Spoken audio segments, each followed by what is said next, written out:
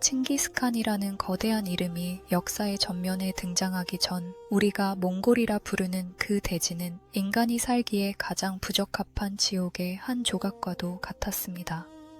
12세기 중반의 중앙아시아 고원지대는 국가라는 개념이 존재하지 않는 오직 굶주린 늑대들의 아우성만이 가득한 무법천지였습니다. 해발 수천 미터의 고지대에서 불어오는 칼바람은 대지의 수분을 남김없이 앗아갔고 여름에는 살을 태울 듯한 폭염이 겨울에는 모든 생명체를 얼려 죽이는 영하 40도의 혹한이 반복되었습니다. 이 극한의 환경에서 살아남은 자들은 이미 인간이라기보다 하나의 생존 기계에 가까웠습니다. 당시 몽골 초원에는 수십 개의 유목 부족들이 거미줄처럼 얽혀 있었습니다. 보르지긴, 타이치우드, 메르키트, 타타르, 케레이트, 나이만. 이들은 서로의 가축을 약탈하고 아내를 납치하며 끊임없는 보복의 순환 속에 갇혀 있었습니다. 초원에서의 예의란 오직 강함뿐이었습니다.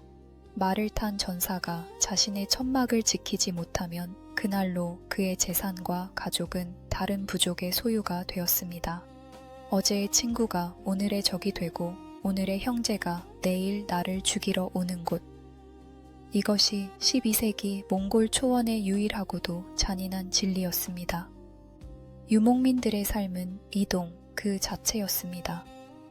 그들은 게르라 불리는 조립식 천막을 수레에 싣고 물과 풀을 찾아 끝없이 방랑했습니다. 그들에게 정착이란 곧 죽음을 의미했습니다. 어릴 때부터 말 위에서 젖을 떼고 활을 잡는 법을 배운 소년들은 놀이보다 살인을 먼저 익혔습니다. 그들의 신은 탱그리, 즉 영원한 푸른 하늘이었습니다. 하지만 그 푸른 하늘은 가련한 백성들에게 자비를 베푸는 대신 누가 더 잔혹하게 살아남는지를 지켜보는 서늘한 관찰자에 불과했습니다. 초원의 아침은 안개와 함께 전날 밤 습격으로 흘린 피비린내로 시작되곤 했습니다. 몽골 초원의 비극은 내부의 갈등뿐만이 아니었습니다. 남쪽에는 찬란한 문명을 꽃피운 금나라라는 거대한 거인이 버티고 있었습니다. 금나라의 여진족들은 몽골의 유목민들이 하나로 뭉치는 것을 극도로 두려워했습니다. 그들은 주기적으로 초원에 군대를 보내 감술, 젠슈이라 불리는 인구 조절 학살을 자행했습니다. 부족 간의 갈등을 조장하기 위해 뇌물을 뿌리고 강력한 수장이 나타나면 독살하거나 이간질하여 스스로 무너지게 만들었습니다. 초원의 늑대들은 금나라가 던져주는 뼈다귀 하나에 서로의 목을 물어뜯으며 자신들이 거대한 제국의 놀이개가 되고 있다는 사실조차 깨닫지 못했습니다. 이 혼돈과 절망의 정점이었던 1960년대 초반, 초원의 공기는 유난히도 차갑고 무거웠습니다. 부족 간의 증오는 극에 달했고 백성들은 더 이상 기댈 곳 없는 고독한 영혼이 되어 하늘만을 바라보았습니다. 그들은 누군가 이 지옥 같은 연쇄 보복을 끊어주길 아니면 차라리 세상을 통째로 불살라버릴 강력한 파괴자가 나타나길 갈구하고 있었습니다. 바로 그때 보르지긴 부족의 수장 예수게이가 타타르의 적장을 사로잡고 돌아오던 날, 한 아이의 울음소리가 초원의 정적을 깼습니다. 인류 역사를 영원히 바꾸어버릴 푸른 늑대의 전설이 그 척박하고 피비린내 나는 땅에서 비로소 고개를 든 것입니다. 1162년 몽골 초원의 대지는 잔인할 정도로 평등했습니다. 강한 자는 고기를 씹었고 약한 자는 흙을 씹으며 죽어갔습니다. 오농강의 상류, 찬바람이 뼈를 깎는 그곳에서 한 소년이 태어났습니다. 아이의 오른손에는 굳어버린 핏덩이가 쥐어져 있었습니다. 어머니 헬루는 그 핏덩이를 보며 전율했습니다. 그것은 단순한 혈액의 응고가 아니라 대륙의 모든 생명을 쥐고 흔들장차 올 폭풍의 전조였습니다. 아이의 이름은 태무진, 훗날 전 세계의 공포가 될 칭기즈칸의 시작이었습니다. 태무진의 아버지는 보르지긴 부족의 수장 예수게이였습니다. 하지만 권력의 유효기간은 짧았습니다. 태무진이 9살 되던 해 예수게이는 타타르 부족의 독이 든 술잔에 허무하게 쓰러졌습니다. 수장을 잃은 부족은 굶주린 승냥이 떼처럼 변했습니다. 어제까지 무릎을 꿇고 충성을 맹세하던 가신들은 태무진의 가족이 가진 가축과 천막을 빼앗아 떠나버렸습니다. 어린 늑대는 스스로 사냥하지 못하면 죽어야 한다. 비웃음 섞인 조롱이 초원의 먼지 속으로 흩어졌습니다. 남겨진 것은 태무진과 그의 어머니 그리고 어린 동생들이었습니다. 그들에게 허락된 것은 불타버린 천막터와 마른 풀뿌리뿐이었습니다. 태무진은 쥐를 잡기 위해 하루 종일 구덩이를 팠고 얼어붙은 강바닥에서 작은 물고기를 건져 올리며 생명을 연장했습니다. 그의 눈에는 슬픔 대신 차가운 사리가 차오르기 시작했습니다. 배고픔보다 무서운 것은 인간의 배신이었고 추위보다 시린 것은 힘없는 자의 서러움이었습니다. 소년 태무진은 그때 깨달았습니다. 초원에는 오직 두 부류의 인간만이 존재한다는 것을 말입니다. 지배하는 늑대와 지배당하는 양. 태무진의 고난은 내부에서부터 시작되었습니다. 배다른 형제인 베크테르는 장남이라는 명분을 내세워 태무진이 잡은 물고기와 사냥감을 사사건건 빼앗았습니다. 어린 태무진에게 베크테르는 단순히 미운 형이 아니었습니다. 그는 자신의 생존을 위협하는 첫 번째 적이었습니다. 어느 날 베크테르가 태무진의 동생 카사르가 잡은 새를 빼앗아 가자 태무진의 인내심은 바닥을 드러냈습니다. 태무진은 카사르를 데리고 조용히 베크테르의 뒤를 쫓았습니다. 베크테르는 언덕 위에서 평화롭게 석양을 바라보고 있었습니다. 태무진은 정면에서, 카사르는 측면 덤불 속에서 각자의 활시위를 당겼습니다. 몽골 복합궁의 시위가 팽팽하게 당겨질 때 나는 기익 하는 비명 같은 소리가 고요한 들판을 울렸습니다. 죽음을 직감한 베크테르는 도망치지 않았습니다.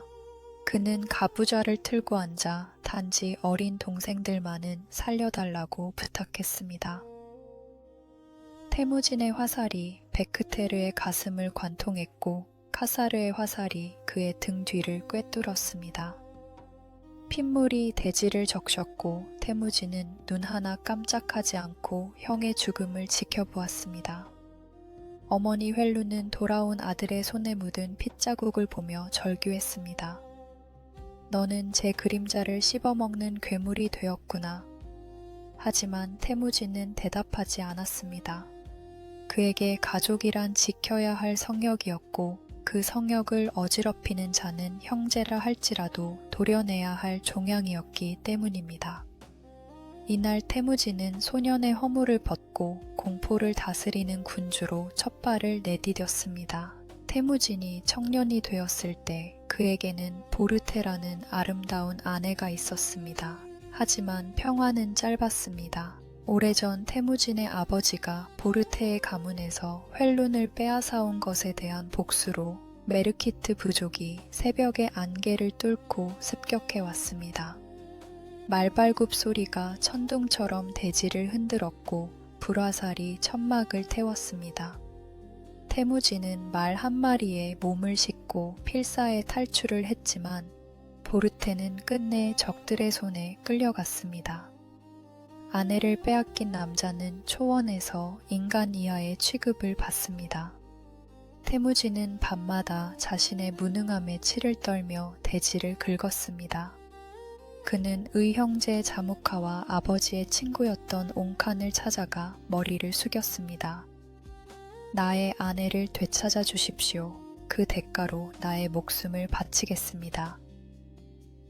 8개월이라는 긴 시간 동안 보르테는 적의 천막에서 지옥 같은 나날을 보냈습니다. 마침내 태무진의 연합군이 메르키트를 기습하던 밤, 전장은 피비린내와 타는 냄새로 가득 찼습니다. 태무진은 도망치는 적들을 베어 넘기며 보르테의 이름을 미친 듯이 외쳤습니다. 멀리서 수레 아래 몸을 숨기고 있던 여인이 나타났습니다. 그녀는 태무진의 목소리를 듣고 달려와 그의 말 한 장을 붙잡고 오열했습니다. 하지만 승리의 기쁨 뒤에는 잔인한 의문이 남았습니다. 보르테의 배는 이미 남의 아이를 임신한 듯 불러 있었기 때문입니다. 주변 사람들은 수군거렸습니다. 저 아이는 메르키트의 씨다. 버려야 마땅하다. 그러나 태무진은 보르테의 눈물을 닦아주며 선언했습니다. 이 아이는 하늘이 내게 준 선물이다. 누구든 이 아이의 출생을 논하는 자는 나의 칼을 마주할 것이다. 이 아이가 바로 칭기즈칸의 장남 주치였습니다. 칭기즈칸의 군대가 무적이었던 이유는 단순히 용맹했기 때문이 아닙니다. 그들은 당시로서는 상상조차 할 수 없던 기계적인 조직력과 첨단 무기를 보유하고 있었습니다. 몽골 병사 한 명이 사용하는 복합궁은 동물의 뼈, 힘줄, 자작나무를 겹쳐 만든 공학의 결정체였습니다. 이 활은 습기에 약했지만 건조한 초원에서는 사거리가 300m에 달했고 갑옷을 뚫는 관통력을 자랑했습니다. 전투가 시작되면 몽골군은 절대 정면으로 부딪히지 않았습니다. 그들은 망구다이라 불리는 유인 부대를 먼저 보냈습니다. 이들은 패배한 척 도망치며 적군을 유인했습니다. 적군이 승리에 도취해 대열을 흐트러뜨리고 추격해오면 몽골 병사들은 달리는 말 위에서 상체를 180도 뒤로 돌려 화살을 날렸습니다. 이른바 파르티안 샷입니다. 말의 네 발이 모두 땅에서 떨어지는 찰나의 순간 진동이 멈추는 그 0.1초의 틈을 타 화살을 날리는 그들의 솜씨는 적들에게는 마법과도 같았습니다. 또한 몽골 병사들은 비단 속옷을 입었습니다. 화살에 맞아도 거친 화살촉이 비단과 함께 몸속으로 말려 들어가기 때문에 화살을 뽑을 때 살점이 뜯겨나가는 치명상을 피할 수 있었습니다. 그들은 말의 피를 마시며 며칠을 쉬지 않고 달렸고 말 한 장 아래에 생고기를 넣어 말의 열기로 익혀 먹으며 보급부대 없는 기동력을 확보했습니다.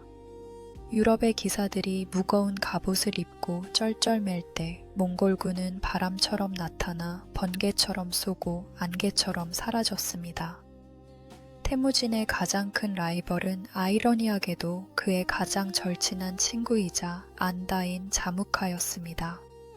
자무카는 귀족 가문의 혈통을 중시하는 전통적인 지도자였고 태무진은 능력 있는 자라면 대장장이의 아들이라도 장군으로 삼는 혁명가였습니다. 두 천재의 충돌은 피할 수 없는 운명이었습니다. 1190년경 벌어진 13위계 전투에서 태무진은 자무카에게 처참하게 패배했습니다. 승리한 자무카는 잔인했습니다. 그는 사로잡은 태무진의 장군들을 70개의 거대한 가마솥에 넣어 산 채로 삶아 죽였습니다. 비명이 초원을 뒤덮었고 고기 타는 냄새가 진동했습니다. 하지만 이 잔혹한 승리는 자무카의 패착이 되었습니다. 공포에 질린 부족들이 오히려 태무진의 평등하고 관대한 지도력 아래로 모여들기 시작한 것입니다.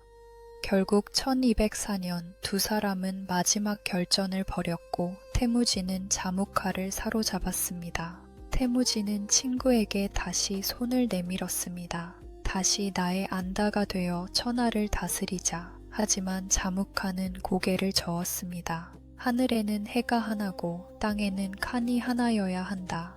나를 피 흘리지 않게 죽여다오. 나의 영혼이 죽어서도 초원을 지킬 수 있게.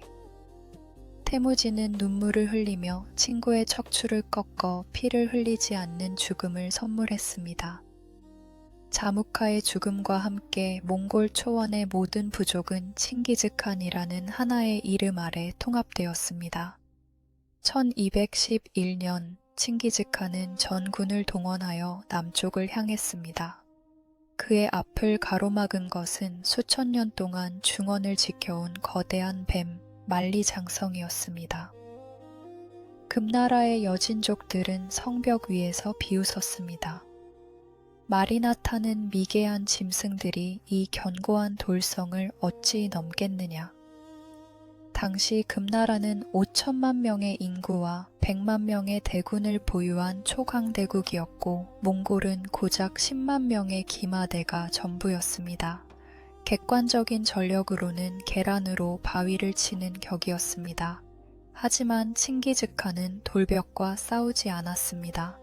그는 인간의 심리와 지형을 공략했습니다.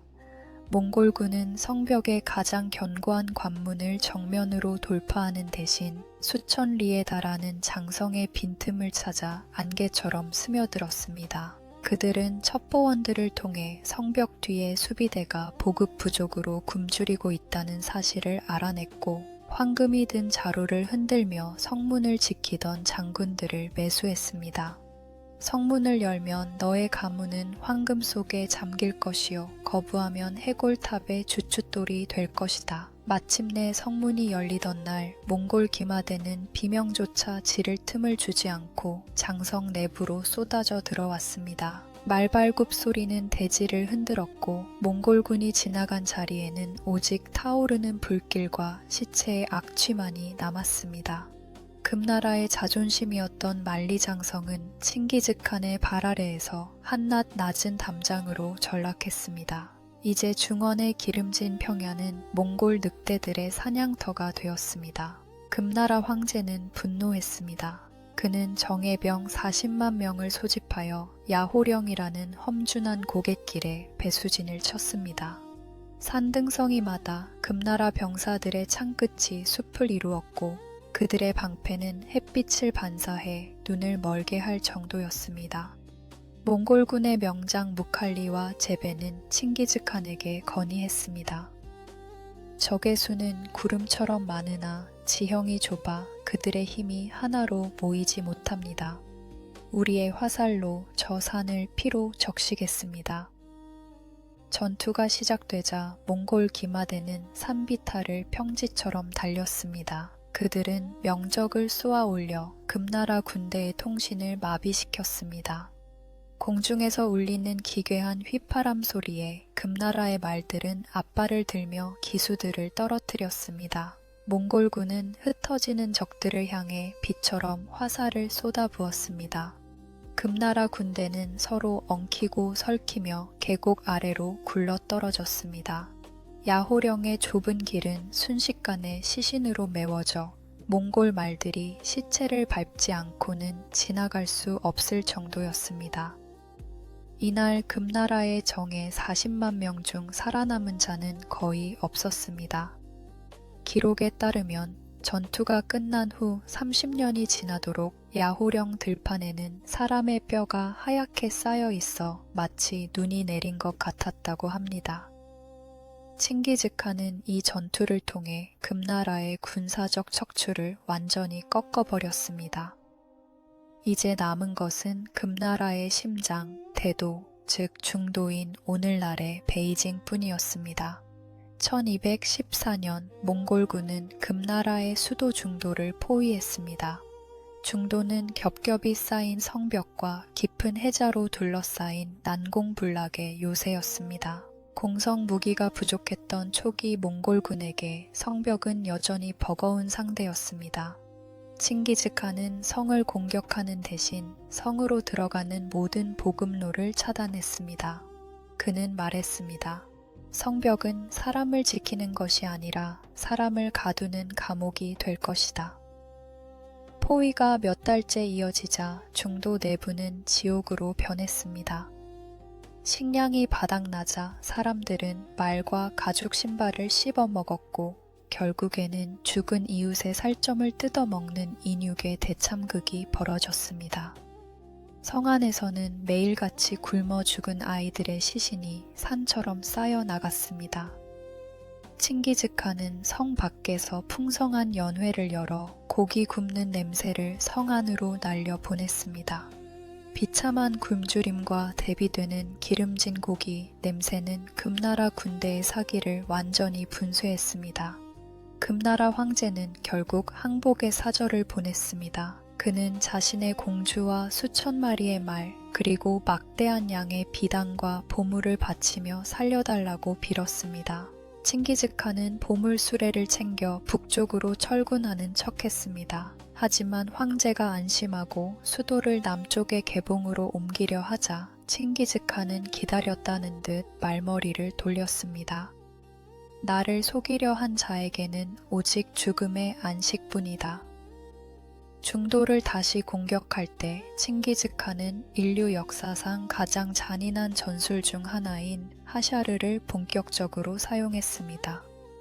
그는 인근 마을에서 잡아온 수만 명의 포로들에게 몽골군의 깃발을 들리고 성벽 앞으로 내몰았습니다. 성위의 금나라 수비병들은 경악했습니다. 성벽을 향해 돌진해오는 자들이 몽골군이 아니라 어제까지 함께 밭을 갈던 자신의 부모와 형제들이었기 때문입니다. 쏘지 마라, 나의 아버지가 있다. 수비병들의 비명소리가 성벽을 뒤덮었습니다. 하지만 뒤에서 몽골 기마대가 칼을 휘두르며 포로들을 밀어붙였습니다. 포로들이 해자를 시신으로 메우고 성벽에 사다리를 거는 동안 수비병들은 눈물을 흘리며 화살을 날려야 했습니다. 자신의 혈육을 자신의 손으로 죽여야 하는 이 지옥 같은 심리전 앞에 중도의 방어선은 처참하게 무너졌습니다. 몽골군은 포로들의 시신을 밟고 성벽 위로 올라갔습니다. 성문이 부서지자 칭기즈칸은 전군에 도사를 명했습니다. 중도의 화려한 궁전들은 불길에 휩싸였고 금나라의 보물들은 몽골 말의 안장 주머니로 들어갔습니다. 중국의 상징이었던 중도는 그렇게 한 줌의 재로 변했습니다. 칭기즈칸은 이 승리를 통해 깨달았습니다. 중국의 문명은 파괴할 대상이 아니라 자신들의 제국을 지탱할 거대한 창고라는 사실을 말입니다. 금나라를 무너뜨린 칭기즈칸의 시선은 이제 더 넓은 세계로 향했습니다.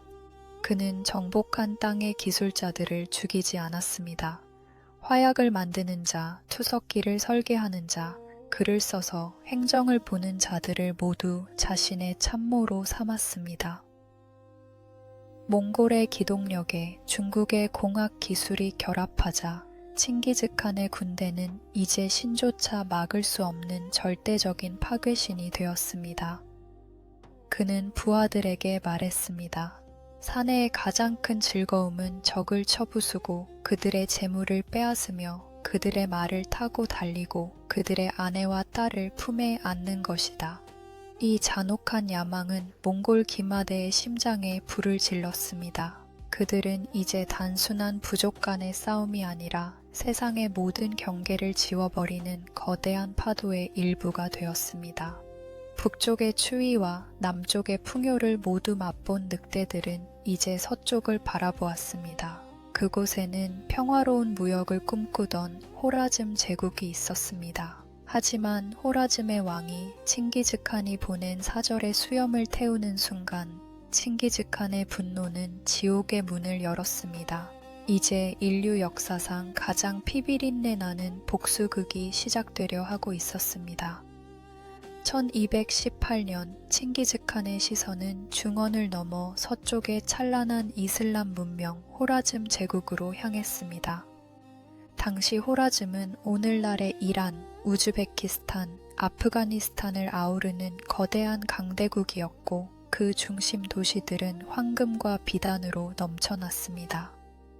칭기즈칸은 전쟁이 아닌 무역을 원했습니다.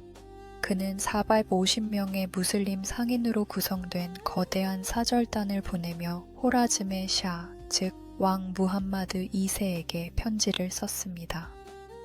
나는 해 뜨는 곳의 군주이고 그대는 해 지는 곳의 군주이다.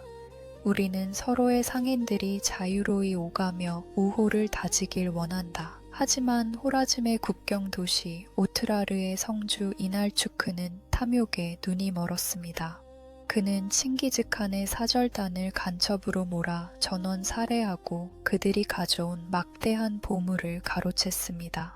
칭기즈칸은 즉시 전쟁을 선포하지 않았습니다.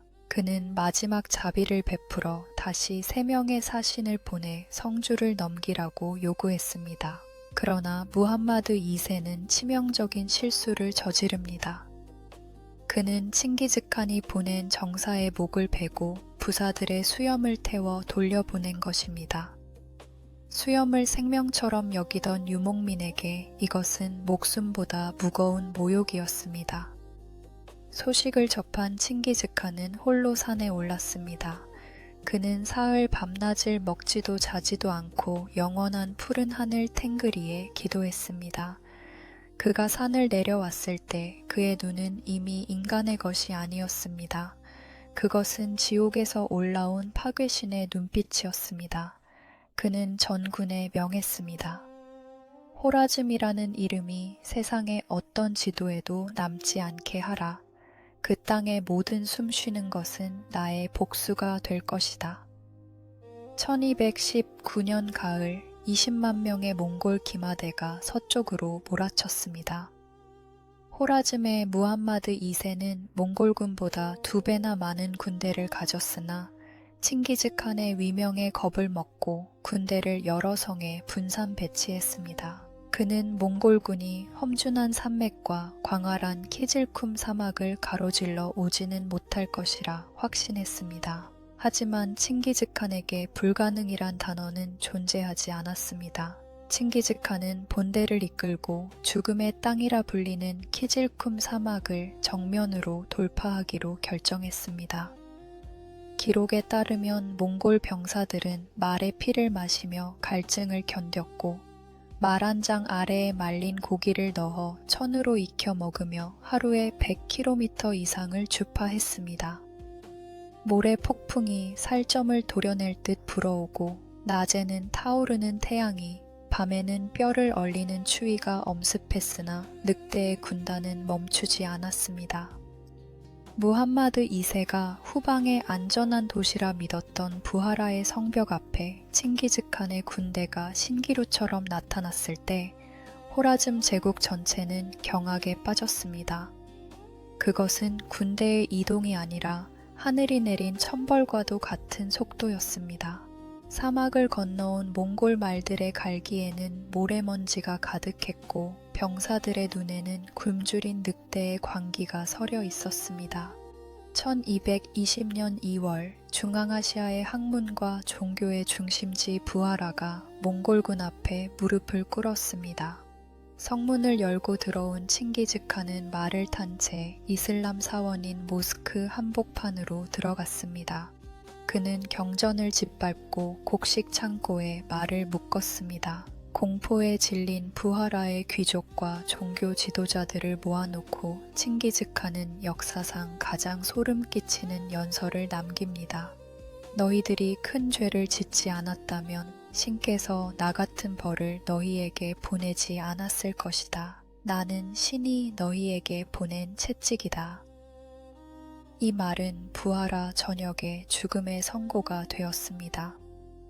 몽골군은 도시를 샅샅이 뒤져 모든 보물을 탈취했고 저항하는 자들은 그 자리에서 목을 베었습니다. 화려했던 도서관의 책들은 말먹이통으로 쓰였고 찬란했던 예술 작품들은 몽골 말발굽 아래 가루가 되었습니다. 부하라는 시작에 불과했습니다. 칭기즈칸은 사마르칸트로 향했습니다. 사마르칸트는 당시 세계에서 가장 견고한 성벽을 가진 도시 중 하나였습니다. 하지만 칭기즈칸은 이곳에서도 기상천외한 전술을 씁니다. 그는 부하라에서 잡아온 포로들을 앞세워 성벽을 공격하게 했습니다. 성 위에서 사마르칸트의 병사들이 쏜 화살은 자신들의 형제와 친구들의 가슴에 박혔습니다. 심리적 무너짐은 물리적 붕괴보다 빨랐습니다. 사마르칸트는 단 5일 만에 함락되었고 살아남은 자들은 노예가 되어 초원으로 끌려갔습니다. 칭기즈칸은 이 전쟁의 원흉인 오트라르의 성주 이날추크를 잊지 않았습니다. 그는 결코 쉽게 죽이지 않겠다고 맹세했습니다. 몽골군은 끝까지 도망치던 이날추크를 사로잡아 칭기즈칸 앞으로 끌고 왔습니다. 이날추크는 황금에 대한 탐욕으로 사절단을 죽였던 인물이었습니다. 칭기즈칸은 그의 탐욕을 영원히 기억하게 할 처형 방식을 선택했습니다.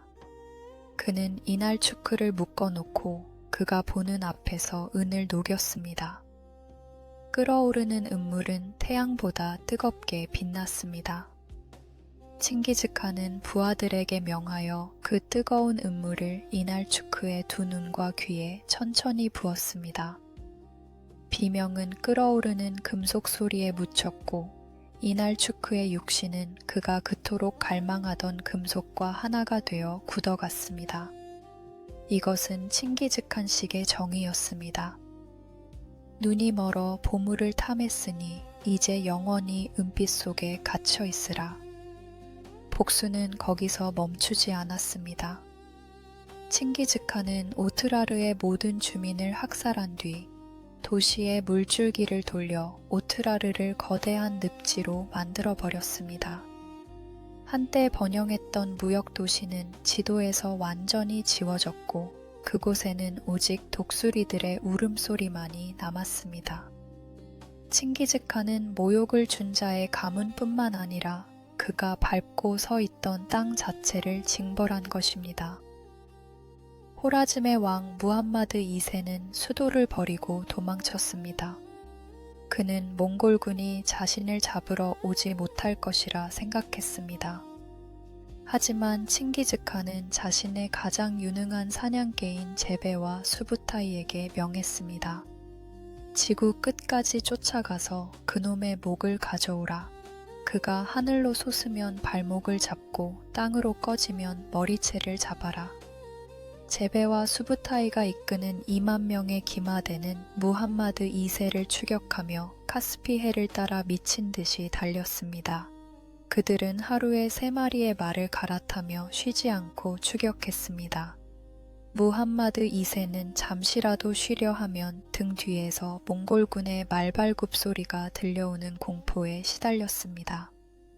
그는 결국 카스피해의 한 작은 섬으로 도망쳤고 그곳에서 누더기를 걸친 채 굶주림과 병에 시달리다 허망하게 숨을 거두었습니다. 대륙을 호령하던 왕의 비참한 종말이었습니다. 이 추격전은 인류 역사상 가장 위대한 기병 행군으로 기록되었습니다. 제베와 수부타이는 무함마드 2세를 잡는 것에 그치지 않고 그 기세를 몰아 코카서스 산맥을 넘어 러시아 들판까지 진출했습니다. 그들은 가는 곳마다 새로운 문명을 파괴하고 그들의 지형과 전술을 기록하여 칭기즈칸에게 보고했습니다. 이제 몽골의 화살은 중동을 넘어 유럽의 심장부를 겨누기 시작했습니다. 1223년 호라즘의 샤를 추격하며 카스피해를 한 바퀴 돌았던 제베와 수부타이의 2만 기마대는 이제 러시아의 광활한 평원을 마주했습니다. 당시 러시아는 여러 공장령으로 나뉘어 있었으나 몽골이라는 전대미문의 위협 앞에 키예프, 갈리치, 체르니고프의 공작들이 연합군을 형성했습니다. 그들의 수는 8만 명에 달했습니다. 몽골군보다 무려 4배나 많은 병력이었죠. 하지만 수부타이에게 숫자는 단지 얼마나 많은 화살이 필요한가를 결정하는 지표일 뿐이었습니다. 수부타이는 몽골군의 전매 특허인 망구다이, 즉 유인 전술을 극단적으로 밀어붙였습니다. 그는 러시아 연합군을 보자마자 겁을 집어먹은 척 말머리를 돌려 도망치기 시작했습니다. 러시아 공작들은 승리에 도취해 앞다투어 추격했습니다. 이 추격전은 하루 이틀로 끝나지 않았습니다. 수부타이는 무려 9일 동안이나 적당한 거리를 유지하며 러시아군을 칼카강 유역으로 끌어들였습니다.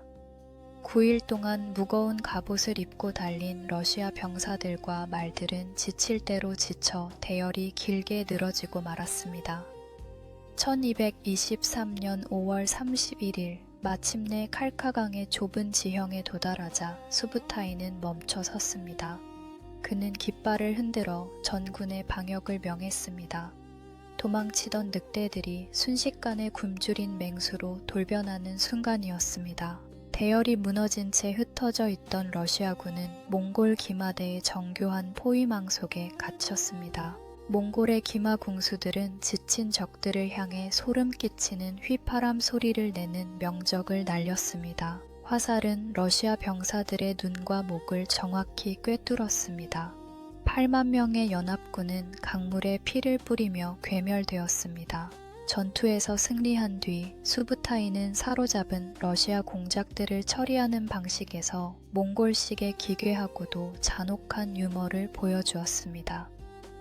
그는 귀족의 피를 땅에 흘리지 않고 죽여야 한다는 그들의 전통적 금기를 기묘하게 뒤틀었습니다.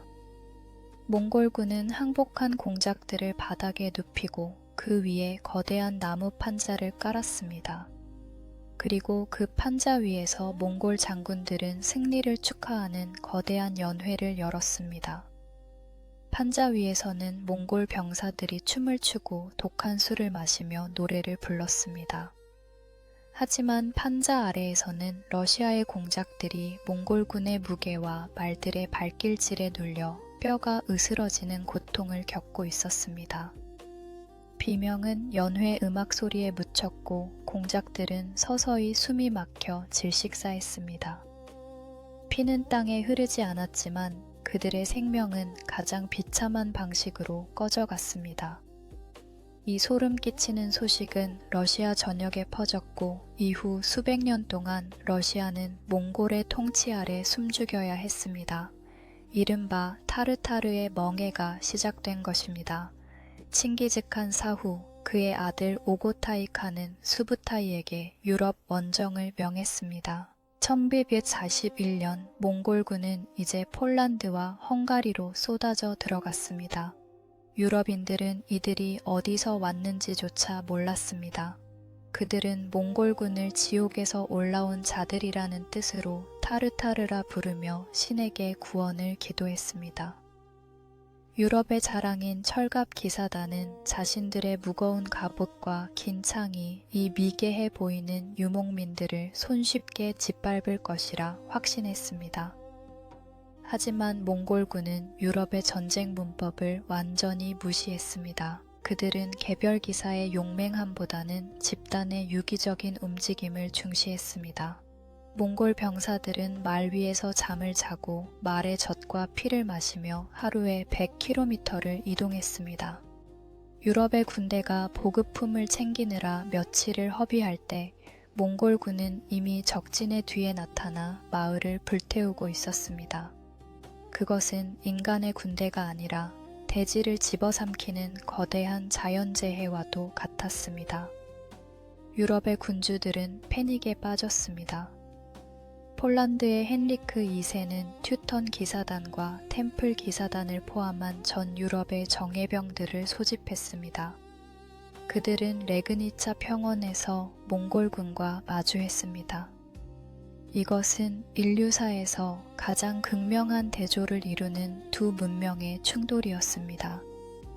온몸을 철판으로 감싼 거대한 유럽 기사단과 가벼운 가죽 갑옷을 입고 작은 말에 올라탄 몽골 기마대. 유럽인들은 승리를 의심치 않았습니다. 하지만 수부타이가 짜놓은 지옥의 시나리오는 이미 시작되고 있었습니다. 1241년 4월 9일 레그니차의 들판은 안개로 가득 찼습니다. 몽골군은 처음으로 유럽인들에게 화약의 공포를 선사했습니다. 그들은 소와 말의 뼈를 태워 연막을 만들고 그 속에 화약을 섞은 투척 무기를 던졌습니다. 기괴한 폭음과 함께 검은 연기가 평원을 뒤덮자 유럽 기사들의 말들은 겁을 집어먹고 날뛰기 시작했습니다. 시야가 차단된 상태에서 유럽 군대의 대열은 순식간에 붕괴되었습니다. 그때 연기 속에서 몽골군의 명적이 울부짖었습니다. 몽골 기마대는 결코 기사들의 정면으로 다가가지 않았습니다. 그들은 기사들의 측면과 후면을 맴돌며 약한 고리인 말의 다리와 기사의 목덜미를 조준했습니다. 유럽 기사들이 긴 창을 휘두르며 돌진하면 몽골군은 비웃듯이 뒤로 물러나며 화살을 쏘았습니다. 기사들의 무거운 갑옷은 몽골의 강력한 복합궁 앞에서 한낱 종이 조각에 불과했습니다. 화살은 철판을 뚫고 기사들의 심장에 박혔습니다. 전투는 몇 시간 만에 학살로 변했습니다. 넘어진 기사들은 무거운 갑옷 때문에 스스로 일어날 수도 없었고, 몽골 병사들은 말에서 내려 그들의 투구를 벗기고 목을 베었습니다. 전투 후 몽골군은 승리의 증거로 전사한 기사들의 오른쪽 귀를 잘랐습니다. 그들은 잘라낸 귀를 9개의 커다란 가방에 가득 채워 데칸에게 보냈습니다. 유럽의 전설적인 기사도가 몽골의 실용적인 도살 전술 앞에 무릎을 꿇은 순간이었습니다. 레그니차 전투 이틀 후 수부타이는 헝가리의 모히 평원에서 헝가리 국왕 벨라 4세의 7만 대군을 마주했습니다. 수부타이는 이곳에서 더욱 정교한 공성 전술을 야전에 적용했습니다.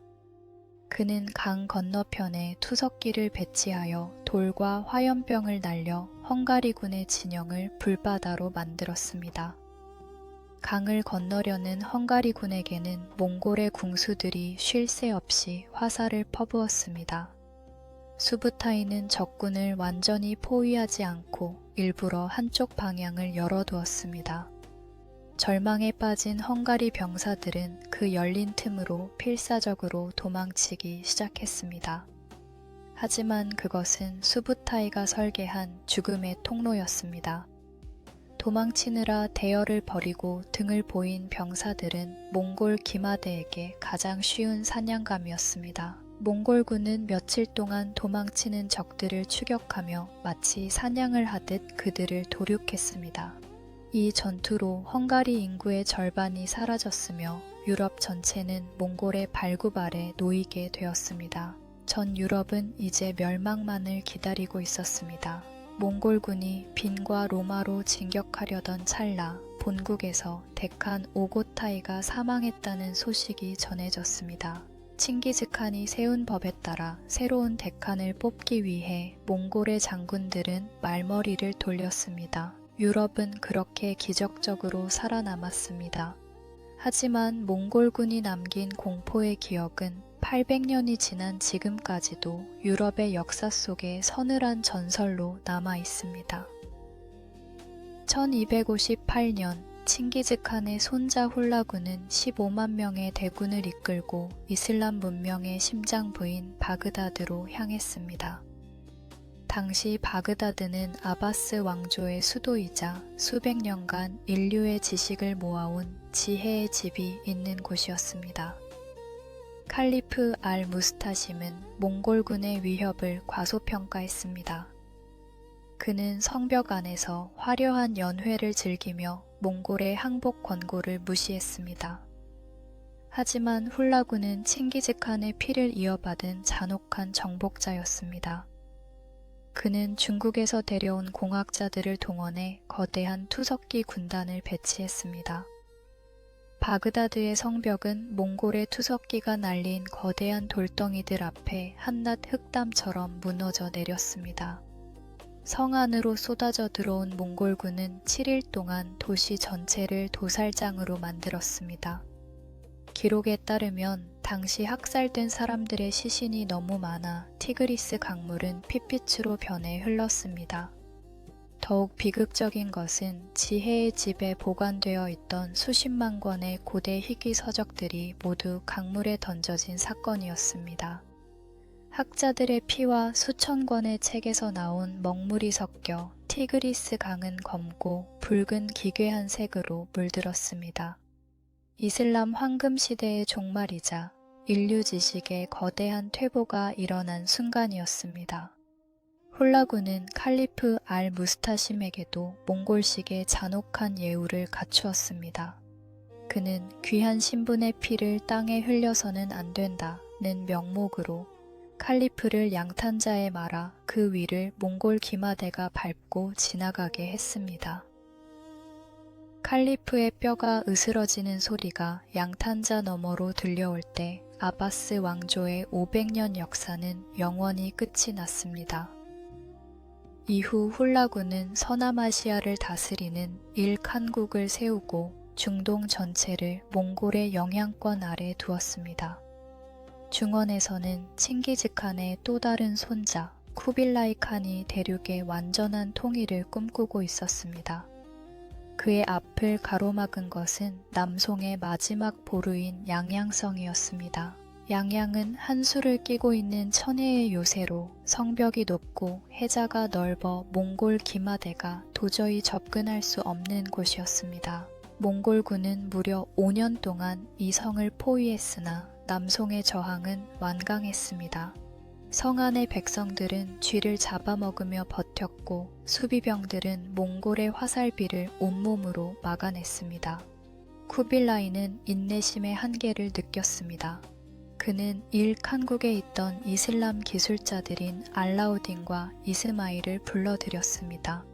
그들이 가져온 것은 서구에서 카운터웨이트 트레뷰셋이라 불리는 개량형 투석기, 중국인들이 회회포라 부른 파괴적인 무기였습니다. 무게가 수백 킬로그램에 달하는 돌덩이를 수백 미터 밖에서 정밀하게 날릴 수 있는 이 무기는 공성전의 판도를 바꾸었습니다. 1273년의 어느 이른 아침, 양양성의 수비병들은 하늘에서 들려오는 거대한 굉음에 고개를 들었습니다. 회회포에서 날아온 거대한 암석이 양양성의 주 막루를 직격했습니다. 천둥치는 소리와 함께 수십 미터의 성벽이 가루가 되어 무너졌습니다. 5년 동안 견고했던 성벽이 무너지는 순간 남송 병사들의 사기도 함께 무너졌습니다. 양양이 함락되자 남송의 심장부는 무방비 상태가 되었고 쿠빌라이는 기세를 몰아 남진을 계속했습니다. 인류 역사상 가장 정교한 공학 기술이 투입된 이 공성전은 유목민의 무력이 문명의 성벽을 어떻게 파괴하는지를 보여주는 완벽한 사례가 되었습니다.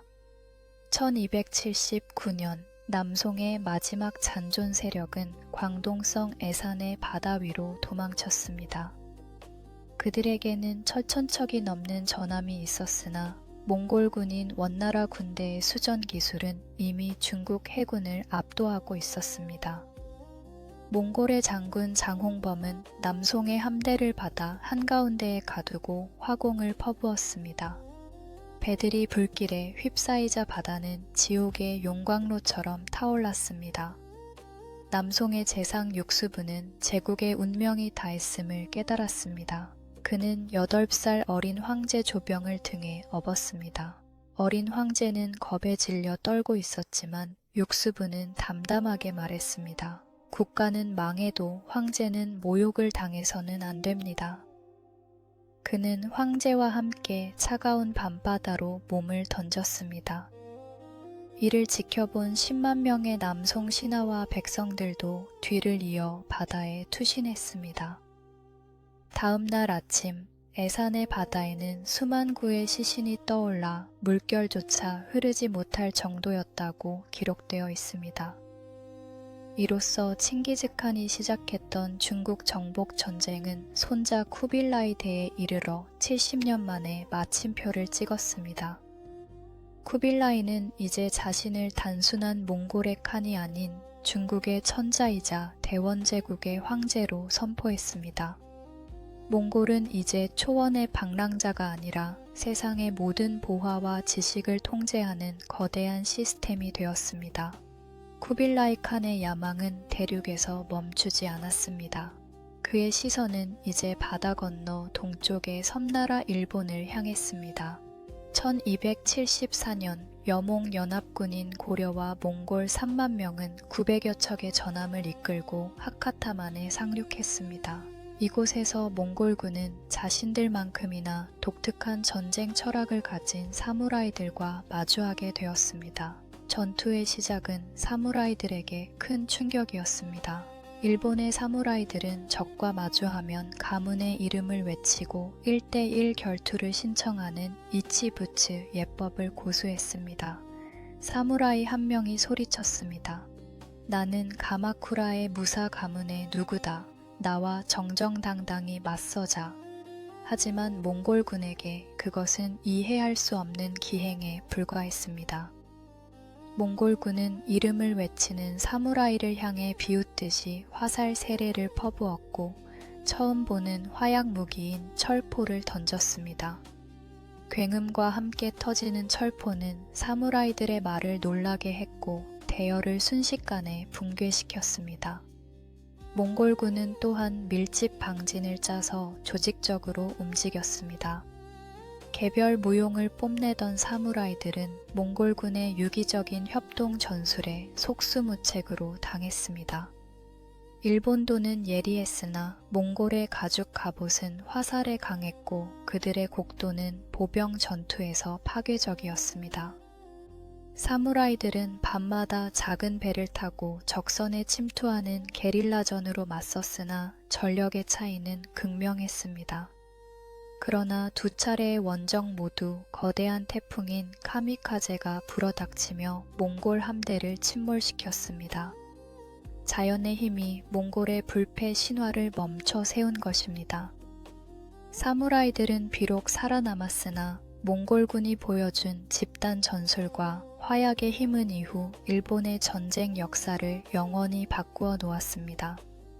13세기 중반 칭기즈칸의 후손들은 유라시아 전체를 4개의 거대한 칸국으로 나누어 지배했습니다.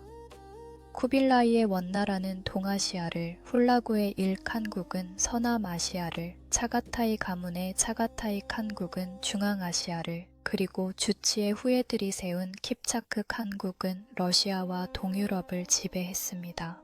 인류 역사상 이토록 넓은 영토가 하나의 혈통에 의해 통제된 적은 없었습니다. 비록 한국들 사이에 갈등과 전쟁이 끊이지 않았으나 몽골이라는 이름 아래 유라시아 대륙은 하나의 거대한 고속도로로 연결되었습니다. 몽골의 역참제 야메를 통해 이탈리아의 상인 마르코 폴로가 북경까지 여행할 수 있었고 중국의 나침반과 인쇄술이 이슬람 세계를 거쳐 유럽으로 전달되었습니다.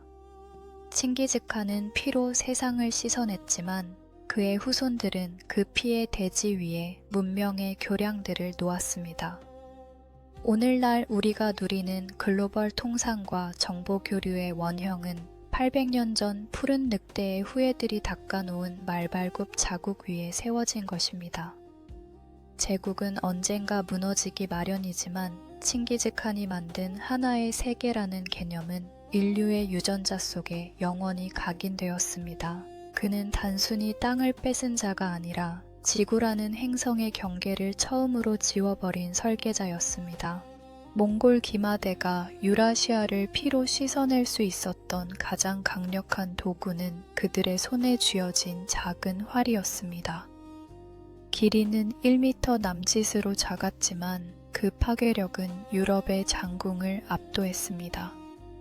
이 활은 단순히 나무를 깎아 만든 것이 아니라 수년에 걸친 정교한 화학 공정과 공학적 설계가 집약된 복합 물질의 결정체였습니다. 몽골의 장인들은 활의 안쪽에는 압축에 강한 물소의 뿔을 대고 바깥쪽에는 인장력이 뛰어난 동물의 힘줄을 붙였습니다. 이 둘을 하나로 묶어주는 것은 미너의 불에서 추출한 강력한 천연 접착제였습니다. 이 접착제를 바르고 말리는 데만 꼬박 1년 이상의 시간이 소요되었습니다. 완성된 활은 평상시에는 시위가 풀린 채 반대 방향으로 둥글게 말려 있었는데 이를 억지로 꺾어 시위를 걸면 엄청난 탄성 에너지가 응축되었습니다. 이것은 현대의 스프링 공학과 같은 원리였습니다. 몽골 병사가 시위를 당기는 순간 활에 저장된 에너지는 화살촉 끝으로 집중되어 300m 밖의 철갑을 뚫어버리는 파괴력을 내뿜었습니다. 또한 화살촉 역시 용도에 따라 다양했습니다. 뼈를 부수는 뭉툭한 화살, 갑옷 틈을 파고드는 송곳 화살, 그리고 불을 붙여 날리는 화공용 화살까지. 칭기즈칸의 군대는 당대 최고의 정밀 타격 시스템을 보유한 첨단 군대였습니다. 칭기즈칸은 군대의 속도만큼이나 정보의 속도를 중요하게 여겼습니다. 그는 전 제국을 촘촘하게 잇는 세계 최초의 초고속 통신망인 역참제를 구축했습니다. 대략 30m마다 설치된 역참에는 항상 신선한 말과 음식이 준비되어 있었습니다. 황제의 명을 받은 전령들은 파이자라고 불리는 금색 혹은 은색의 신분증을 목에 걸고 대륙을 질주했습니다. 이 파이자는 황제의 목소리와 같았습니다. 누구든 전령의 길을 막거나 말을 내어주지 않는 자는 그 자리에서 목이 잘렸습니다. 기록에 따르면 몽골의 전령들은 하루에 300km 이상의 거리를 주파했습니다. 그들은 말 위에서 잠을 자고 달리는 말 위에서 교대를 하며 며칠을 쉬지 않고 달렸습니다. 유럽의 왕들이 이웃 나라의 소식을 듣는데 몇 주가 걸릴 때 칭기즈칸은 수천 킬로미터 떨어진 전장의 상황을 며칠 만에 보고받았습니다.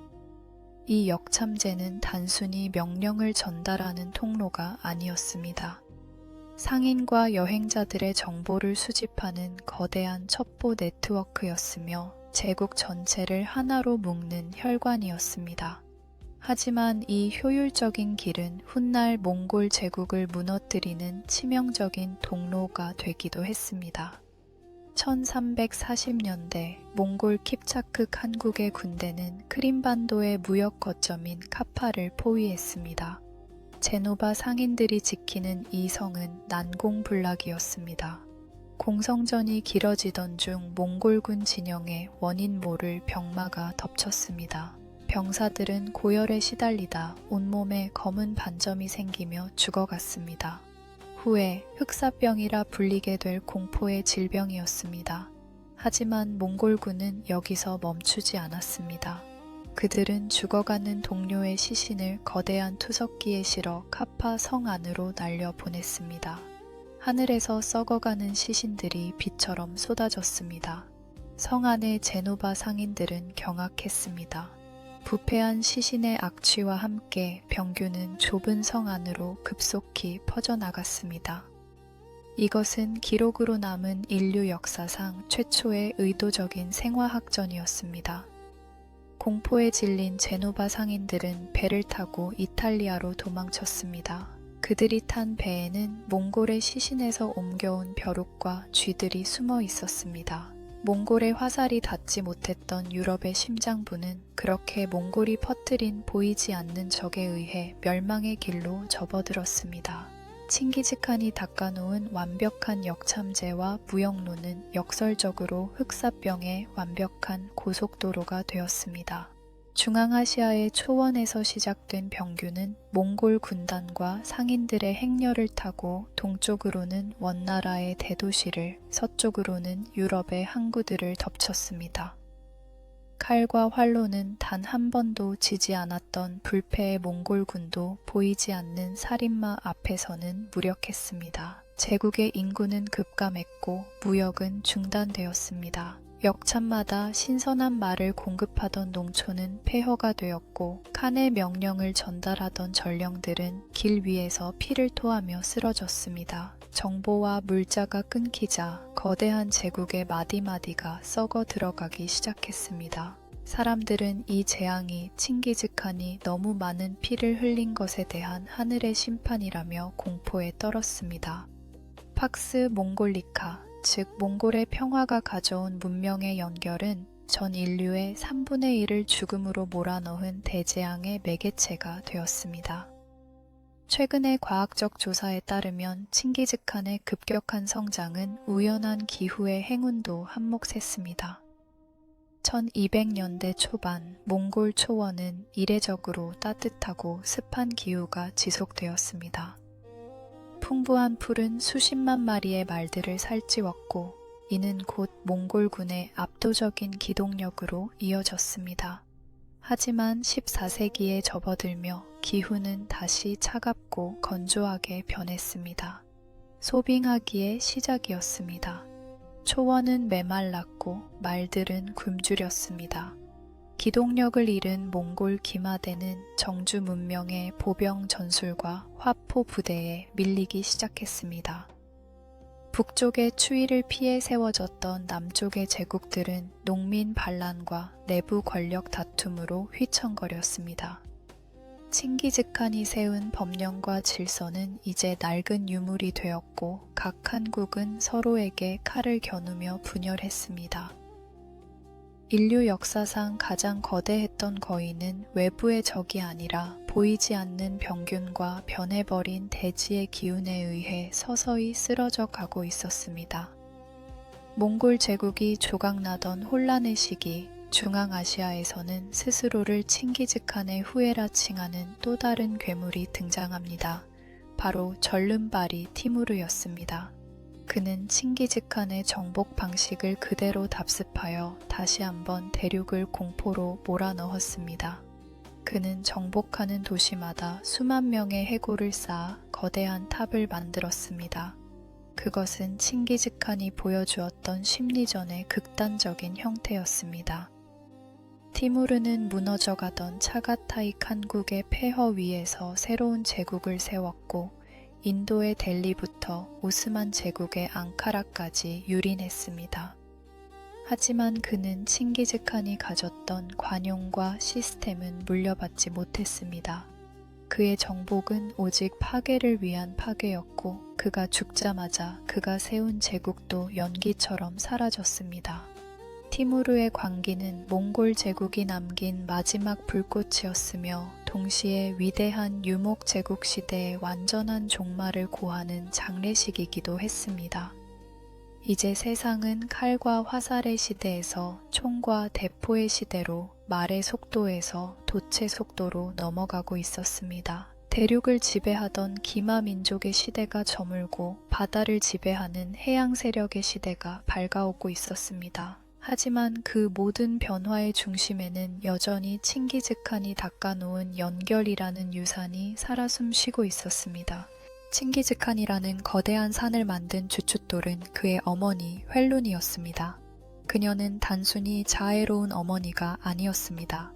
남편 예수게이가 독살당하고 부족에게 버림받았을 때 그녀는 울음을 삼키며 강가에서 물고기를 잡고 얼어붙은 땅을 파서 뿌리를 캤습니다.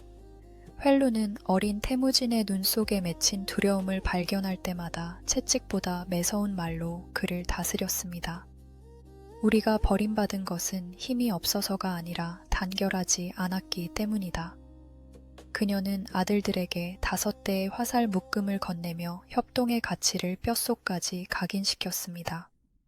횃룬의 위대함은 제국이 세워진 뒤에도 빛을 발했습니다. 그녀는 칭기즈칸이 정복한 부족의 고아들을 거두어 자신의 양자로 삼았습니다. 이들은 훗날 칭기즈칸의 가장 충성스러운 친위 부대가 되었으며 피로 얼룩진 정복지에 몽골이라는 새로운 정체성을 심는 가교가 되었습니다.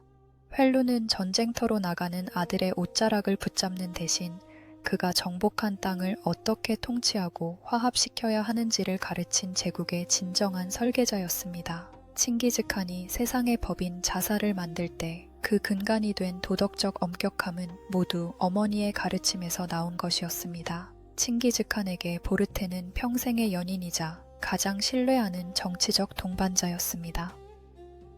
칭기즈칸이 수천 리박 전장에서 칼을 휘두를 때 제국의 수도와 가문의 안녕을 지킨 것은 보르테였습니다.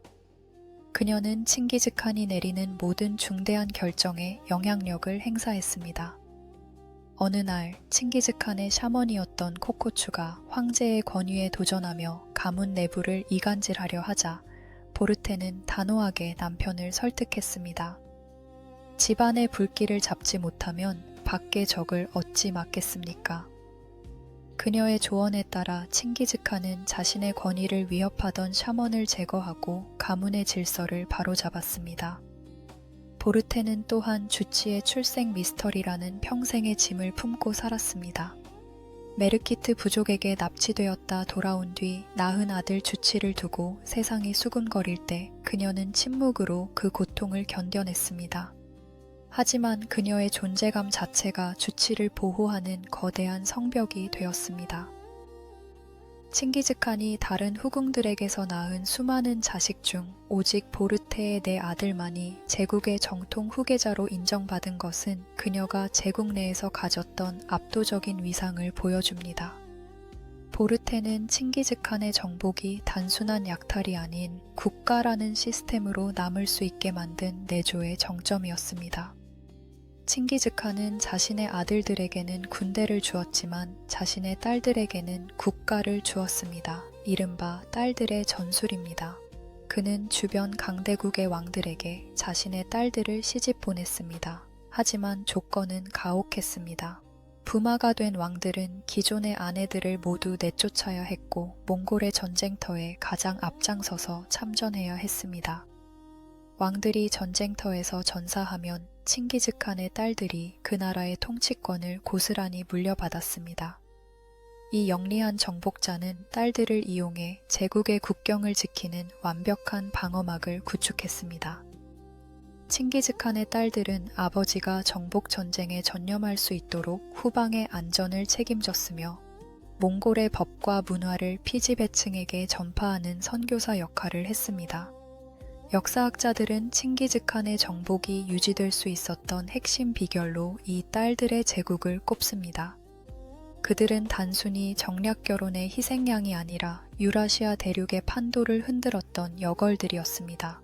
그녀들이 다스리는 왕국들은 몽골 초원을 감싸는 거대한 완충지대가 되어 제국의 영광을 수백 년간 지속시켰습니다. 칭기즈칸의 가계도에서 가장 비극적인 지점은 장남 주치와 차남 차가타이의 갈등이었습니다.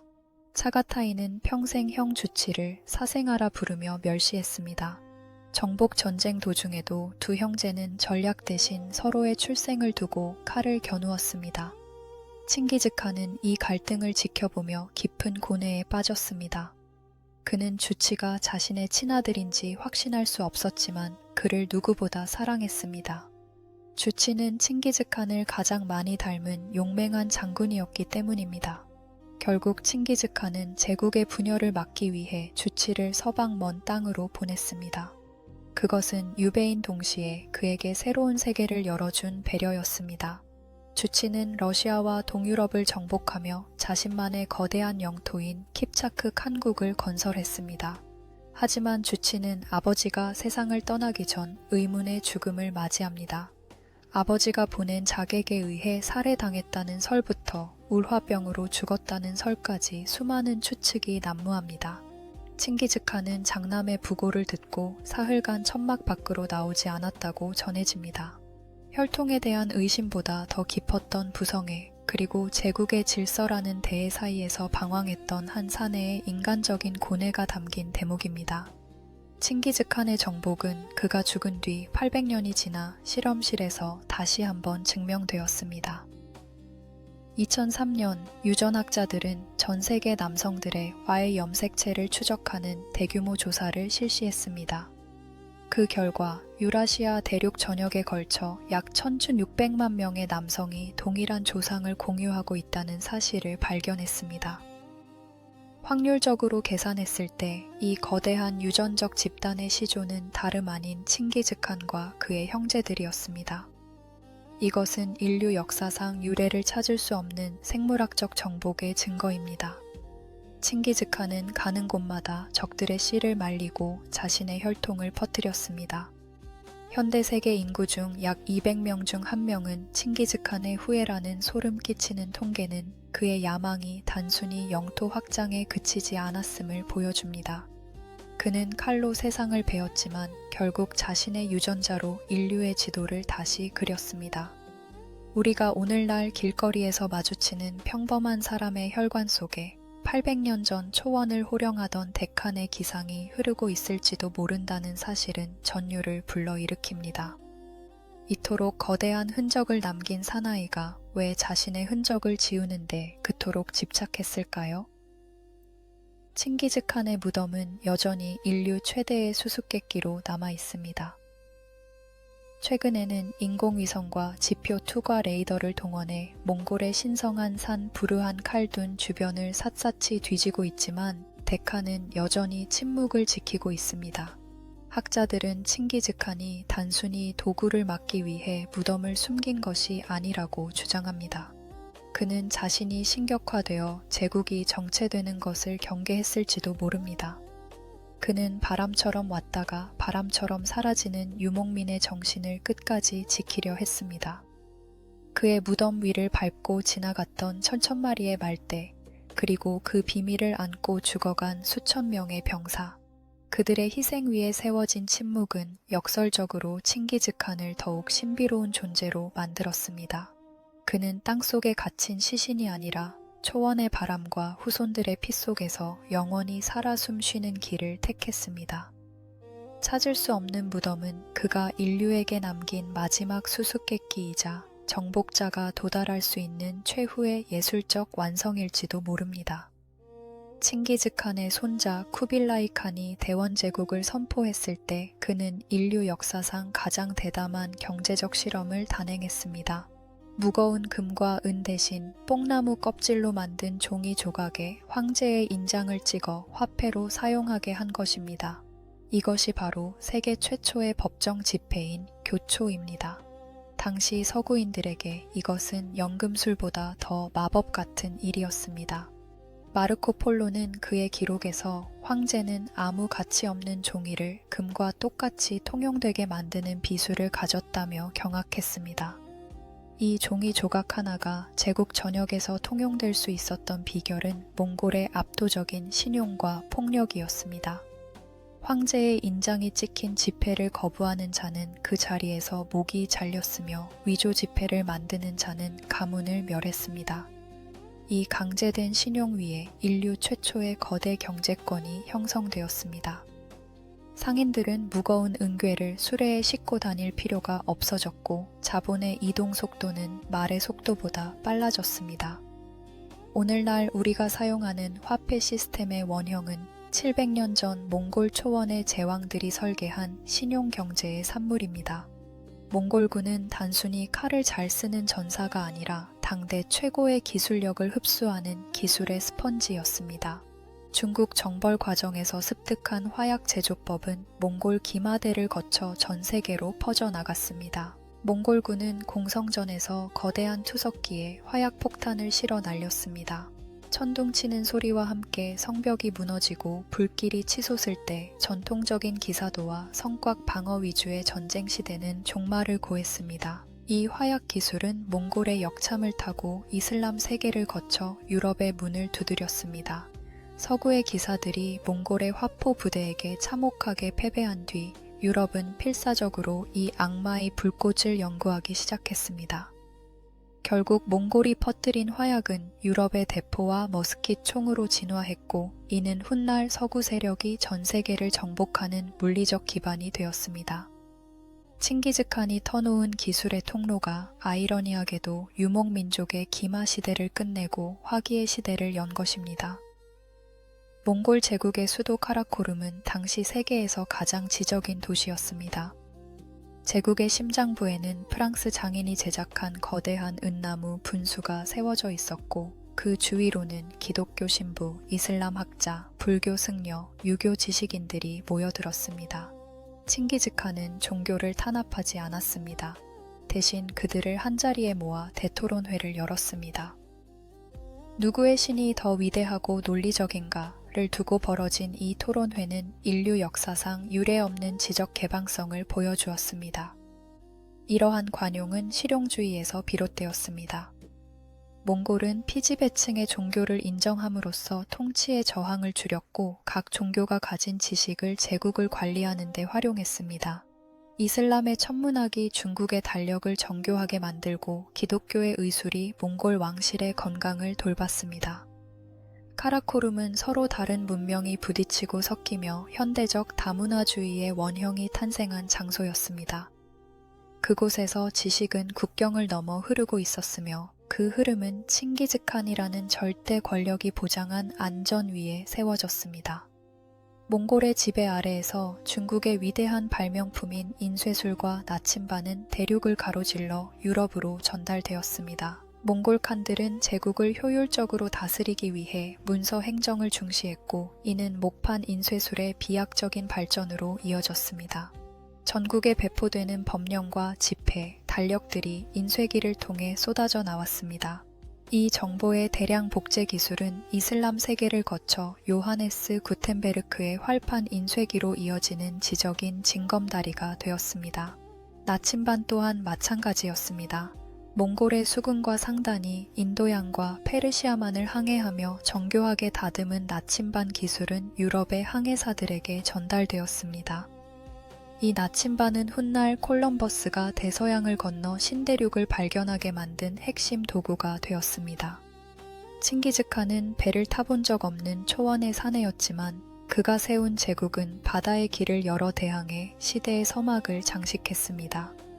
동양의 지혜가 서양의 실용주의와 만나 현대 과학 문명을 탄생시킨 역사적인 중매인이 바로 몽골이었던 셈입니다. 13세기 중반 유라시아 대륙은 팍스 몽골리카라는 거대한 자유무역지대였습니다. 몽골의 강력한 군사력이 도적대를 소탕하자 상인들은 두려움 없이 실크로드를 누볐습니다. 기록에 따르면 당시 중국의 비단과 차가 이탈리아 베네치아의 시장에서 팔리고 페르시아의 향신료가 고려의 개경 궁궐에서 향기를 내뿜었습니다. 이것은 인류 최초의 체계적인 글로벌 공급망이었습니다. 칭기즈칸은 상업을 천시하지 않았습니다. 오히려 상인들에게 오르톡이라 불리는 저금리 대출을 해주며 자본을 지원했습니다. 그는 상인들이 제국 구석구석의 소식을 가져오는 최고의 정보원임을 알았기 때문입니다. 이러한 친상업적 정책은 전 세계의 물자를 몽골의 역참 위로 모이게 했고, 인류는 처음으로 전 지구적 경제 공동체의 일원임을 자각하기 시작했습니다. 우리가 오늘날 누리는 해외 직구와 글로벌 무역의 뿌리는 말발굽 소리가 울려 퍼지던 800년 전의 초원에서 이미 설계되고 있었습니다. 칭기즈칸이 남긴 가장 위대한 유산 중 하나는 제국의 헌법인 자사입니다. 이 법전은 당시로서는 파격적으로 법 앞에 예외 없다는 원칙을 강조했습니다. 황제의 자손이라 할지라도 법을 어기면 처벌받았으며 종교를 이유로 사람을 차별하는 행위를 엄격히 금지했습니다. 또한 간통, 절도, 거짓 증언에 대해 매우 가혹한 처벌을 내려 사회적 신뢰를 구축했습니다. 자사는 단순히 몽골인을 위한 법이 아니었습니다. 다양한 인종과 문화를 하나로 묶기 위한 보편적인 통치 규범이었습니다. 이 법의 공정함과 엄격함은 훗날 이슬람의 법체계와 서구의 근대 법사상에 깊은 영감을 주었습니다. 칭기즈칸은 공포로 세상을 정복했지만 그 정복을 유지하기 위해 택한 것은 법과 질서라는 가장 이성적인 도구였습니다. 그는 무질서한 초원의 법이라는 기둥을 세웠고, 그 기둥은 제국이 멸망한 뒤에도 인류의 문명을 지탱하는 정신적 유산으로 남았습니다. 14세기에 접어들며 칭기즈칸의 후예들을 축복했던 행운의 기후가 끝나고 인류는 잔혹한 소빙하기의 초입에 들어섰습니다. 유라시아 대륙 전체의 기온이 급격히 떨어지기 시작했고, 온난했던 초원은 메마른 동토로 변해갔습니다. 몽골 기마대의 가장 강력한 자산이었던 말들은 먹을 풀이 없어 갈비뼈가 드러난 채 쓰러졌습니다. 기동력이 생명이었던 유목 군대에게 말이 병드는 것은 곧 제국의 심장이 멈추는 것을 의미했습니다. 매년 반복되던 대가뭄과 혹한은 농작물의 수확량을 반토막 냈고, 굶주린 백성들은 칸의 권위에 의문을 품기 시작했습니다. 하늘의 뜻이 이제 몽골을 떠났는가? 흉작은 기근을 불렀고 기근은 민심을 흉흉하게 만들었습니다. 칭기즈칸이 세상을 정복할 수 있게 도와주었던 대지의 기운이 이제는 그의 후손들을 무덤으로 몰아넣는 가장 무서운 칼날이 되어 돌아온 것입니다. 자연의 변심 앞에 무적의 기마 군단도 한낱 추위에 떠는 가련한 인간들일 뿐이었습니다. 제국을 하나로 묶어주었던 경제 시스템도 보이지 않는 곳에서 썩어 들어가고 있었습니다. 쿠빌라이 칸이 도입했던 지폐 교초는 초기에 혁명적인 효율성을 보여주었으나 후기 칸들은 전쟁 비용과 사치스러운 궁궐 생활을 위해 무분별하게 지폐를 찍어내기 시작했습니다. 금과 은이라는 실물 자산의 뒷받침 없는 종이 조각들은 곧 가치를 잃었습니다. 시장에서는 지폐 한 수레를 가져와야 쌀 한 가마니를 겨우 살 수 있는 하이퍼 인플레이션이 발생했습니다. 상인들은 더 이상 몽골의 화폐를 믿지 않았고 글로벌 공급망의 혈관이었던 실크로드는 끊어지기 시작했습니다. 역참마다 배치되어야 할 신선한 말과 식량은 화폐 가치 하락으로 인해 공급되지 못했고 제국의 신경망인 통신 시스템은 마비되었습니다. 칭기즈칸이 설계했던 신용의 제국은 이제 불신의 늪에 빠졌습니다. 경제의 붕괴는 곧 중앙정부의 통제력 상실로 이어졌고 각 한국은 각자 도생의 길을 거두며 제국의 결속력은 모래성처럼 허물어졌습니다. 중원을 지배하던 원나라의 몰락을 가속화시킨 것은 피지배층이었던 한족들의 거대한 분노였습니다.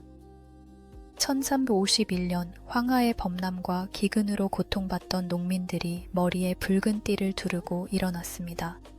이른바 홍건적의 난입니다. 이들은 몽골의 통치를 오랑캐의 압제로 규정하고 잃어버린 땅을 되찾겠다는 강력한 민족주의를 기치로 내걸었습니다. 초원의 늑대들이 문명화된 도시의 사치에 젖어 기마술과 용맹함을 잃어가는 동안 농부들은 증오를 갈아 창을 만들었습니다. 특히 빈농 출신으로 승려가 되었다가 반군 지도자가 된 주원장의 등장은 결정적이었습니다. 그는 몽골군의 전술을 연구하고 한족 지식인들을 포섭하여 체계적인 군대를 조직했습니다. 원나라의 정에 기마대는 이미 옛날의 그 무적 군단이 아니었습니다. 그들은 거대한 성벽 안에서 관료화되었고 말 대신 가마를 타는 데 익숙해져 있었습니다. 주원장의 군대가 북경 대도를 압박해 들어올 때 마지막 황제 순제는 저항 대신 조상들이 왔던 북쪽 초원으로의 피란을 선택했습니다. 이로써 97년 동안 중원을 호령하던 원나라의 태양은 저물었습니다. 제국을 무너뜨린 가장 잔인한 칼은 외부의 적이 아니라 칭기즈칸의 피를 이어받은 손자들의 손에 들려 있었습니다. 칭기즈칸이 그토록 경계했던 분열의 망령이 황금 시족을 덮친 것입니다. 데칸에 자리를 두고 벌어진 쿠빌라이와 아리크부카의 내전은 제국의 정통성을 산산조각 냈습니다. 이후 킵차크 칸국, 일 칸국, 차가타이 칸국은 서로의 국경에서 피비린내 나는 전쟁을 벌였습니다. 그들은 서로를 가짜 몽골인이라 비난하며 이웃 나라와 동맹을 맺어 형제를 공격했습니다. 칭기즈칸이 세운 법전 자산은 이제 권력 투쟁을 위한 도구로 전락했습니다. 형제들이 서로의 목을 베는 동안 피지배 민족들은 몽골의 권위가 바닥에 떨어졌음을 목격했습니다. 하늘이 내린 핏줄조차 서로 죽이는데 우리가 왜 그들을 섬겨야 하는가? 내부는 제국의 군사력을 소진시켰고 지방의 다이묘, 제후들이 독립할 수 있는 틈을 열어주었습니다. 황금 시족의 단결이 무너진 순간 칭기즈칸의 제국은 영혼을 잃은 거대한 시체나 다름없었습니다. 제국의 몰락에 쐐기를 박은 것은 보이지 않는 살인마, 흑사병이었습니다. 14세기 중반 실크로드를 타고 전파된 병균은 몽골 제국의 주요 도시들을 공동묘지로 만들었습니다. 인구의 3분의 1이 사라지자 세금을 낼 사람이 없어졌고 성벽을 지킬 병사가 부족해졌습니다. 중앙아시아의 비옥한 오아시스 도시들은 유령 도시가 되었으며 러시아의 칸국들은 병매 시달리는 공작들을 통제할 힘을 잃었습니다. 흑사병은 단순히 사람만 죽인 것이 아니었습니다. 그것은 칭기즈칸이 평생을 바쳐 구축한 글로벌 네트워크를 완전히 끊어버렸습니다. 사람들은 이동을 두려워하게 되었고 각 지역은 성문을 굳게 잠갔습니다. 국제무역은 붕괴되었고 지식의 교류도 멈추었습니다. 인류는 다시 각자의 지역에 고립되었고 몽골이 만들어 놓았던 하나의 세계라는 꿈은 전염병의 공포 속에 매몰되었습니다. 흑사병은 몽골 제국이라는 거대한 기계의 전원 플러그를 뽑아버린 마지막 일격이었습니다. 1368년 주원장의 명나라 군대가 북경에 진입했을 때 몽골 왕실은 남은 보물을 챙겨 북쪽 고원으로 도망쳤습니다. 이를 역사에서는 북원이라 부릅니다. 화려한 비단옷을 입고 금쟁반에 음식을 먹던 황족들은 다시 차가운 바람이 부는 게르, 천막으로 돌아가야 했습니다. 그들은 초원에서 다시 군대를 모아 중원 탈환을 꿈꿨지만 이미 시대는 변해 있었습니다. 명나라의 대포와 총은 몽골 기마대의 정면 돌격에 효과적으로 대응하기 시작했고 만리장성은 다시 한번 견고한 경계선이 되었습니다. 초원으로 돌아온 몽골인들은 다시 옛날처럼 부족 간의 싸움으로 분열되었습니다. 칭기즈칸 이전의 혼란스러운 시대로 회귀한 것입니다. 하지만 그들은 여전히 자부심을 버리지 않았습니다. 우리는 대륙을 가졌던 늑대의 후예다.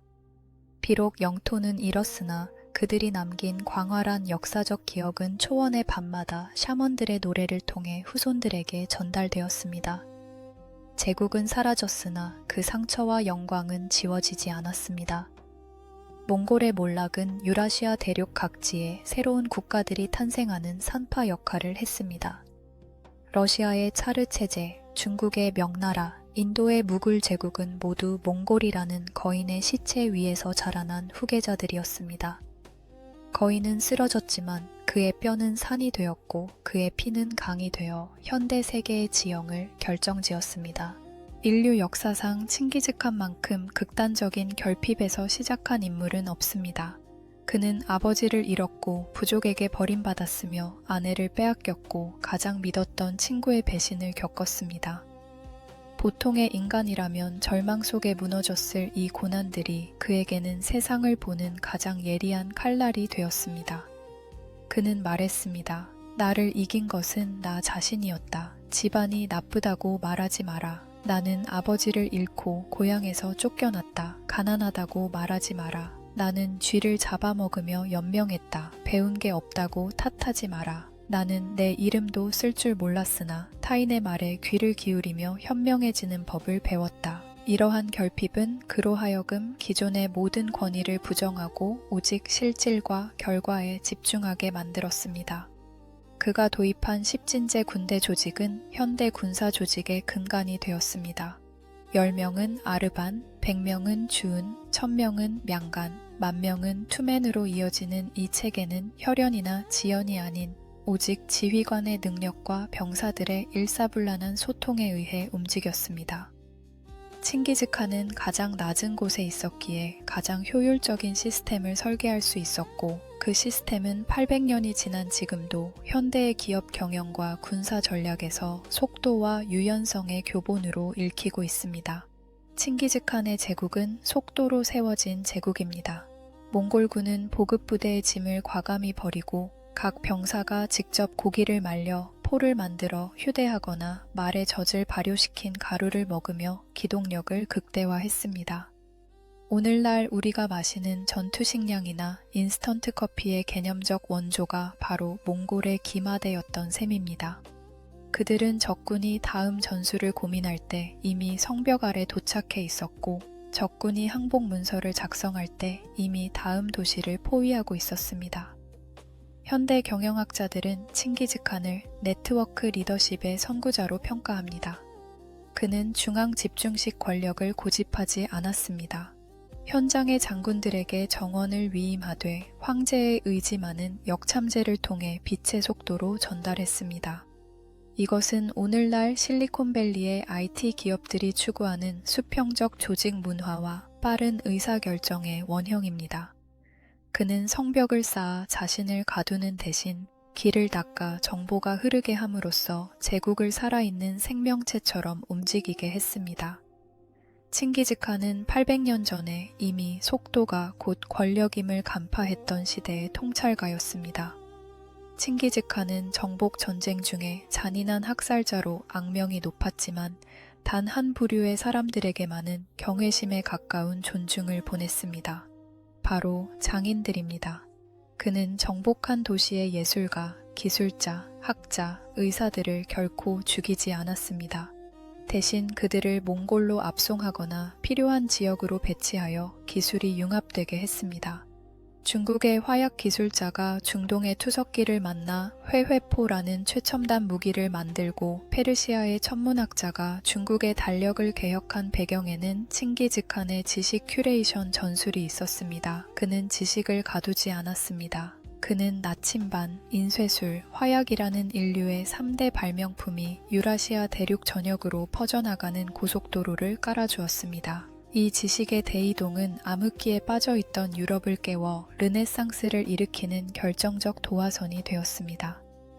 칭기즈칸이 파괴한 것은 낡고 부패한 구시대의 성벽이었고 그가 세운 것은 문명과 문명이 충돌하여 새로운 불꽃을 피우는 지적 용광로였습니다. 우리가 오늘날 스마트폰을 통해 전 세계의 정보를 실시간으로 공유하는 이 시대의 진정한 설계자는 어쩌면 800년 전에 그 유목민 군주였을지도 모릅니다. 칭기즈칸은 스스로를 하늘의 대리자라 믿었지만 단 한 번도 자신의 신앙을 타인에게 강요하지 않았습니다.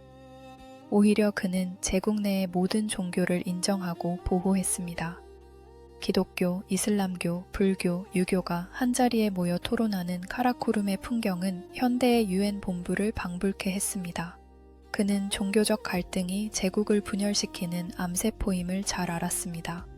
모든 종교는 서로 다른 손가락과 같으나 결국 하나의 손바닥에 붙어 있다. 칭기즈칸의 이 철학은 피지배층의 반발을 최소화했을 뿐만 아니라 다양한 문화적 자산이 제국의 기틀로 흡수되게 만들었습니다. 오늘날 종교 전쟁과 인종 갈등으로 신음하는 세계인들에게 800년 전 칭기즈칸이 보여준 실용적 관용은 매우 뼈아픈 교훈을 던집니다.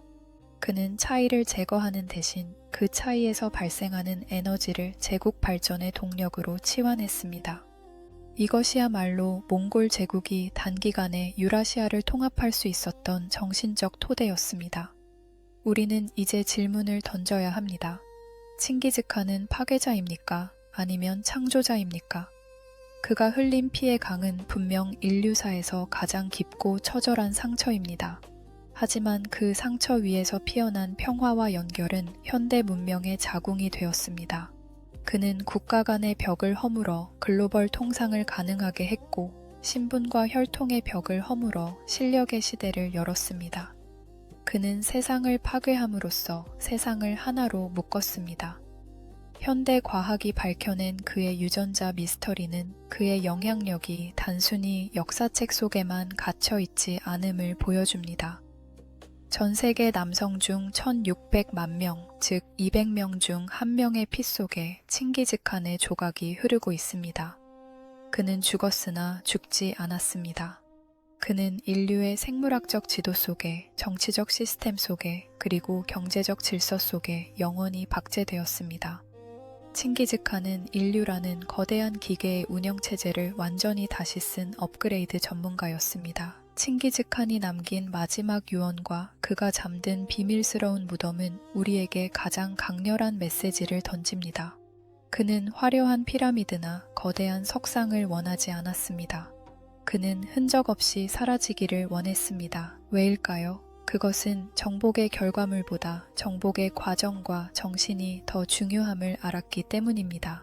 그는 말했습니다. 성벽을 쌓는 자는 망할 것이요. 끊임없이 이동하는 자만이 살아남을 것이다.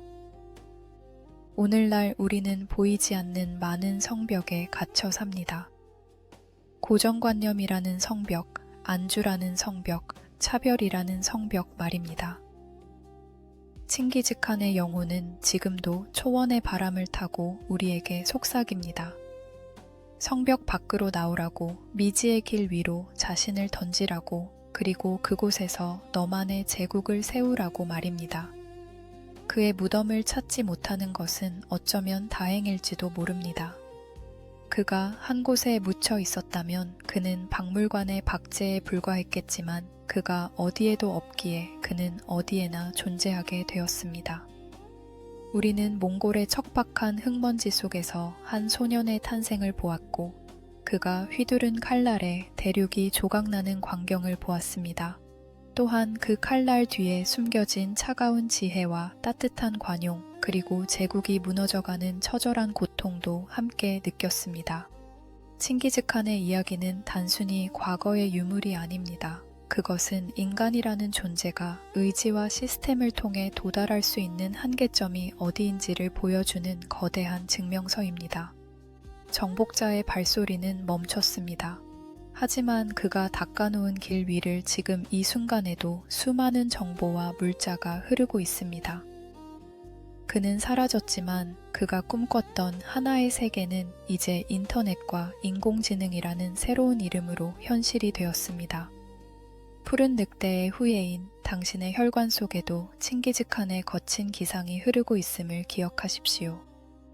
당신이 마주한 삶이라는 초원에서 당신은 오늘 어떤 화살을 날리고 어떤 길을 닦으시겠습니까?